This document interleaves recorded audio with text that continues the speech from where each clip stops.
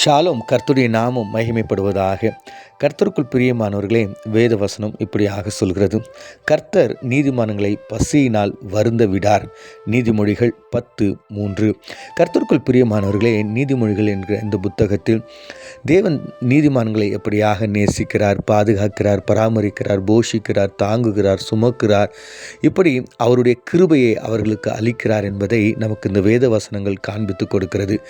இந்த வேத வசனம் இப்படியாக சொல்கிறது.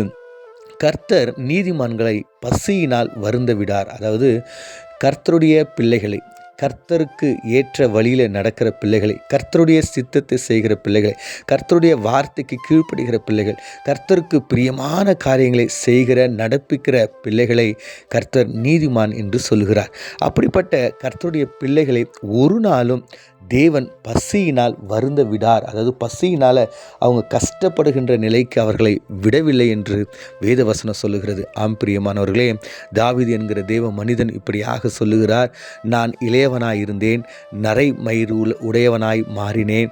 நான் எப்பொழுதும் உணவுக்காக, அதாவது நீதிமான்கள் கர்த்தருடைய பிள்ளைகள் உணவுக்காக இறந்து திரிந்ததை நான் பார்க்கவில்லை. அதாவது அங்கும் இங்கும் கேட்டு வாங்கி சாப்பிட்ட ஒரு நிலையை நான் பார்க்கலை என்று அவர் சாட்சியாக சொல்லுகிறார்.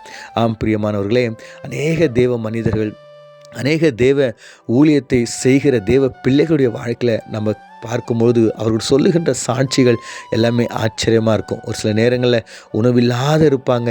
திடீர்னு பார்த்தா யாராவது அந்த வழியாக வந்தேன் பாஸ்டர், இதோ நான் உணவு வாங்கிட்டு வந்தேன், அதை கொடுத்துட்டு போகலான்னு வந்தேன்னு சொல்லிட்டு பாஸ்டருடைய பிள்ளைகளுக்கு ஒருவேளை துணி அல்லது ஒருவேளை ஸ்கூல் ஃபீஸ், இப்படி ஒவ்வொரு சூழ்நிலைகளையும் ஆண்டவர் அவர்களுடைய வாழ்க்கையில் தருகிறவராய் செய்கிறவராய் இருக்கிறார். ஒரு நாளும் ஊழியக்காரருடைய பிள்ளைகளாக இருக்கட்டும், நீதிமான்களுடைய பிள்ளைகளாக இருக்கட்டும், விசுவாசிகளுடைய பிள்ளைகளாக இருக்கட்டும், தேவனுக்கு விருப்பமாய் நீதிமானாய் ஒருத்தவர் வாழும்போது அவருடைய வாழ்க்கையில் எந்த குறைவும் இல்லாமல் தேவன் நடத்துகிறார். கர்த்தருக்குள் பிரியமானவர்களே, நீங்களும் நானும் கர்த்தருக்கு விருப்பமான ஒரு வாழ்க்கை, நாம் நீதிமான்களாய் நாம் இருக்கும்பொழுது கர்த்தர் நம்முடைய வாழ்க்கையில் எந்த குறைவும் இல்லாமல் நிறைவாய் நடத்த அவர் ஆயத்தமாக இருக்கிறார். கண்களை மூடி நாம் ஜெபிப்போம்.